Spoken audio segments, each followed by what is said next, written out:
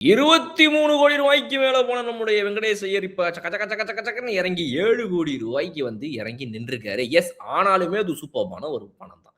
7 கோடி ரூபா வெங்கடேஷ் ஐயர் ஆர்சிபிக்கு இப்போ சோல்ட் ஆயிருக்கிறாரு. கேகேஆர் அண்ட் ஆர்சிபிக்கு நடுவுல நடந்த இந்த ஒரு போட்டியில பார்த்தீங்க அப்படின்னா, கேகேஆர் எப்படியாவது பைபேக் பண்ணிரலாம். நமக்கு வெங்கடேஷ் ஐயர் ஒரு நல்ல ரிசோர்ஸ். பட் ஆனா ஒரு 7, 8 கோடி இதுக்கு மேல நம்ம செலவு பண்ணக்கூடாது அப்படின்னு அவங்க மைண்ட்ல வச்சிருந்திருக்காங்க. அதுவும் எனக்கு தெரிஞ்சு அவங்க ஒரு 8 crore வரைக்கும் போவாங்கன்னு நான் நெனச்சேன். பட் அவங்க வந்துட்டு ஒரு 3, 3.5 கோடிக்கு மேல போகும்போது ரொம்ப டிஸ்கஷன் பண்ணி 6 கோடி ரூபாய்க்கு மேலலாம் போனப்போ வந்து ரொம்ப யோசிச்சாங்க. பட் 7ல கரெக்ட்டா அவங்க வந்து ஸ்டாப் பண்ணிட்டாங்க. 6.8 was there last bit. 7 crore RCB பண்ண உடனே, "ஏப்பா இதுக்கு மேலலாம் நமக்கு வெங்கடேஷ் ஐயர் வேணாம்ப்பா. நம்ம வேற யாரையாவது பார்த்துக்கலாம். நமக்கு நெறைய இருக்குது இந்த இடத்துல." அப்படின்ற மாரி ஒரு ஐடியால விட்டாங்க. இன்னைக்கு ஆர்சிபி எவ்வளோ ஸ்ட்ராங்கா இருக்குது இதனால அப்படின்னு பார்த்தீங்கன்னா, ஏற்கனவே அவங்களுக்கு வந்துட்டு மிடில் ஆர்டர் ஸ்ட்ராங்கு, அவங்களுடைய top order strong. Phil Salt, Virat Kohli இருக்கிறாரு. இங்க ஜிதேஷ் சர்மாக்கு முடிச்சு வைக்க இருக்கிறாரு.